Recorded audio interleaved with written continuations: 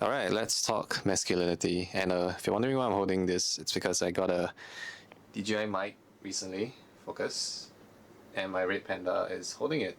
Yeah. So this is my mic for today.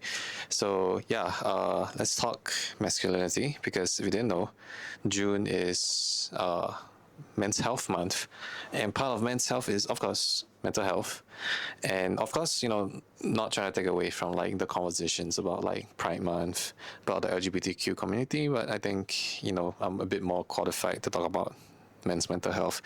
So a while ago, I made this video how men go through a lot of things and not it's like most of it is not really their fault. I mean, of course, there are bad actors, but I think there's a lot of unjust misandry being thrown at them. But I think this is a lot more complex than that. There's a few things that go into this whole issue about men's mental health, about loneliness epidemic, blah blah blah. But I think a big one is because there's not a lot of good examples of masculinity for young men like myself to follow. So I think we all hear the term toxic masculinity, and I think it applies to a lot of things. Yes, I think it's things that should be changed. And, I think a few examples, obviously, men and women should have some sort of equality. We both should be able to, make a living, be independent, not having to rely on a marriage in order to, be financially like stable. I think men shouldn't have like a disparity of power between like the different genders. And bear in mind that some of this will still be biased from the viewpoint of a man who's like conditioned as a man, for lack of a better term.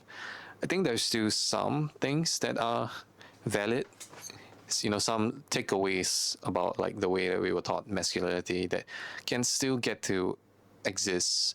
But I think some of these things really aren't like gendered. So I feel like any given person can be a mix of feminine and masculine traits, and that a man is still a man even if he has feminine traits, and vice versa for women. The way I like to start this conversation is really just to picture, like, I know this is gonna sound cliche, but like women in men's profession. So would you say that a woman as a firefighter rushing into a burning building to save other people is considered any less feminine? Or would you say that this person is masculine? I don't think they're mutually exclusive. I don't think they cancel each other out. Obviously, this firefighter, I mean, if you know, I used to do firefighting, so that's where my bias is coming from. But, like a woman firefighter, like, off the clock, she can be just as feminine as any other person. And going into this building to save someone doesn't make this person any less of a woman. And so the first point, I guess, I would like to bring up is, in general, like knowing how to use like any sort of advantage that you have to serve others, right?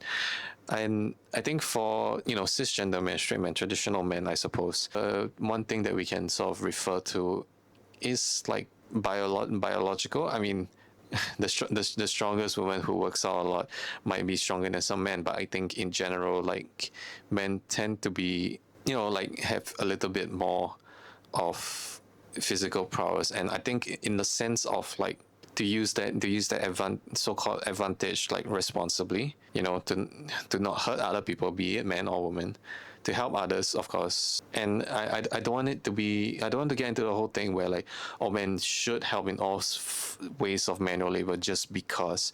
But I think exercising that strength, within your boundaries and helping other people, yes, with physical strength, but also maybe like other advantages, maybe financial, maybe status, maybe inspirational. I think those are all valid ways to exercise some sort of masculinity. I recall watching this video talking about how, whereas women, have to do a lot of emotional labor to like help mediate other people's arguments, or like to help with emotional support from other or for others.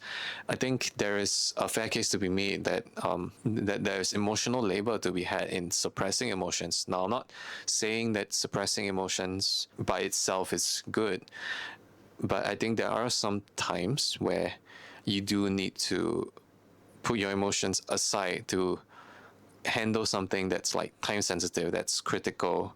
Let's say if someone close to you is injured, of course you care about the person, you care about their well-being, you have all these emotions flooding. I do think there is a case to be made where the temporary withholding, barrier setting of your emotions for you to go and execute something, to treat the matter at hand, and when the conditions are more stable, come back to process those emotions later or express those emotions later, I think is the healthier way to exercise masculinity. Because this is different from I'm not allowed to express emotions at all ever, but it's also not dwelling in and marinating in emotions. And I think that's personally something that I seem to get a little bit better at.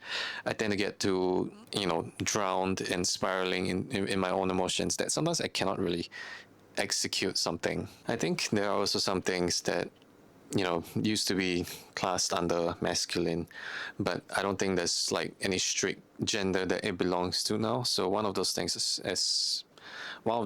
is really like being a financial provider for the family. And I think that the gender wage gap is closing or is closed in some industries. So I don't think like providing monetary support is necessarily like just a gender thing. That I'm not more of a man because I do it. I'm not less of a man because I don't do it. Ideally, if you are in a family, both people of both genders would want to do it, right? Both sides will want to do it. And I think it's also stuff like, going to the gym, working on your physical body. I mean, yeah, I did mention just now that, okay, maybe because of hormones and whatnot, men are a little bit predisposed to build muscle more quickly or something like that. And I don't think that one's identity should be tied like solely around that. I mean, you could make a case for like physical attraction, but I think that's looking solely at like biological already. And I think the idea of this video is to encourage more discussion like beyond just that. I think also the part about being emotional or less emotional, I think we are starting to move towards a point where men being emotional is a little bit more acceptable, or rather like the range of emotions that's sort of socially acceptable, instead of just being angry. It can be sad, but then I think that still comes with a lot of caveats, which is like, oh, I have received treatment that, or rather I have been on the receiving end of words and actions that kind of made me feel like, oh, okay, you can be sad, but you gotta do something about it. You're a man, you gotta get up, you gotta pull yourself up by your bootstraps and execute on something. But I don't think that's helpful to think. I mean, if we want achieve more, if you want to work towards more equality, then yeah, it stands to reason that, okay, there's no reason that a man with XY chromosomes is any more expected to be more solution oriented than women. And I don't think women who are more solution oriented should be shamed either, instead of being emotionally supportive. I mean, that is a real thing that happens. Yeah, I wouldn't even consider it like a masculine thing. Instead, I think it's a thing that men of today tend to do a little bit more, but I wouldn't tie it so closely to masculinity anymore. And of course, there are smaller things where, recently there's the idea of like the performative male, the guy who will bring tote bags around, or drink matcha. I mean, I don't like matcha, but I can see why. It's a nice drink. I like hojicha. It's roasted. Okay, but that's besides the point. And reading, like, yeah, since fellas, is it gay to read a book?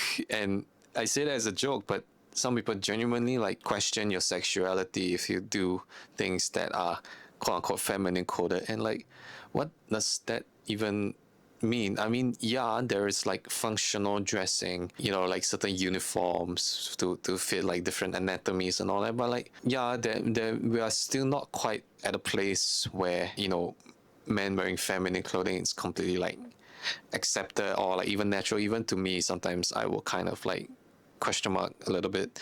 But I think it's more of a preference by this point. Of course, things like mannerisms, it's kind of because of our conditioning, it's kind of like coded in to where if a guy is very like explicitly like feminine and talks in a certain way, gestures in a certain way, you might get a little bit confused as like sexuality. But the fact that I don't like the fact that I'm conditioned this way, but I can't deny that there is parts of my brain that kind of go like, oh, is this guy perhaps attracted to men? I mean, it really depends on context. It really depends on behavior, how they talk about other men, all kinds of different things, right? Just because there is some overlap between the two doesn't mean like you as a man need to feel like emasculated for doing so. And heck, even seeing other people do these things, right? I'm literally going to go to like a flower market, if anybody's watching this when it comes out, the one at IMDA, Gardens by the Bay. And like I got myself at a sustainability festival a bouquet of like, yeah, flowers made out of pipe cleaners. It's like $5. Like, I don't think that makes me any less of a man. I'm still attracted to women. I still like, want to do those things that I've explained earlier, the first 2 points, the power of exercising strength responsibly and being able to suppress my emotions enough. But I think, like men have plenty of quote unquote feminine traits as well, like being emotionally mature, knowing how to mediate things. And again, I'm trying to move away from the conversation that this is inherently like feminine or unique, exclusive to women. But I think there is that overlap. There are, like, heck, like I'm not allergic to household chores. Like I would want to help with them in the household. Like I want to learn how to change a diaper so that I can help my wife in the future, because she has to work and I have to work. So why is it fair that only she has to do all these things or like raise a kid? So like I think ideally there should there is a healthy mix of both, and neither side should feel threatened by either one. I guess men will still have a tendency to have overall more masculine traits than feminine ones, and vice versa. And I think that's okay. I think it can just be like, hey, I am a man. I am conditioned a certain way. There are some things that I probably should and shouldn't do. These are the ways that I interact with men and women. But ultimately, I think we're in a time where we get to define what masculinity is and isn't. And I don't I don't think it's just men or women whose views need to change. I think it's both, and thankfully some of us are kind of making the change. But there's the whole idea that men are just trying to impress other men when they go like to the gym really hard and build like really strong big muscles and all that, or that there are still a lot of traditional expectations being held against men, like, oh, having to pay for the first date because I don't know, it's more attractive, question mark, or men are expected to earn more, question mark. So I think like both sides need to like adopt a new perspective, and it is a slow, sometimes painful process, but I think we are getting there. And I don't know, I'm just trying to do my part by giving my perspective. And of course, you are free, like feel free to like talk, maybe not to me or even in the comments, but like to people around you, like, or at least when you find yourself thinking, oh, that's not very manly of him when this person is crying, maybe you can think about, okay, like how long has this person been holding in their emotions? Like, were there places that they have been brave and hiding emotions, and when they finally get home, that's when they finally process their emotions, just like any other person, like you probably do. And I hope this can start some sort of conversation. And ideally I would want like future generations to live in a time where they can, I guess, subscribe to traditional masculinity in some ways and do things their own way in others, like a healthy mix, and have it still be accepted. Again, it is all about balance, right? I don't know how to end this, but yeah, if you're comfortable, maybe not even just this month, like show your boys some appreciation, the men in your life. Like, if they do something that you appreciate, whether you're a man or woman, like it's okay to tell them as such. It's a little bit awkward, yeah, but that's precisely how change happens, like with slow, awkward steps. So I'm gonna continue to do my part in whatever way I can. But in the meantime, please take care of yourself, especially the men out there who may relate very heavily to this video. But yeah, I don't know when I'm gonna upload my next video once again, but hopefully now I have a bit more time. I'm gonna start the process again. But yeah, take care. I'll see you. Bye bye.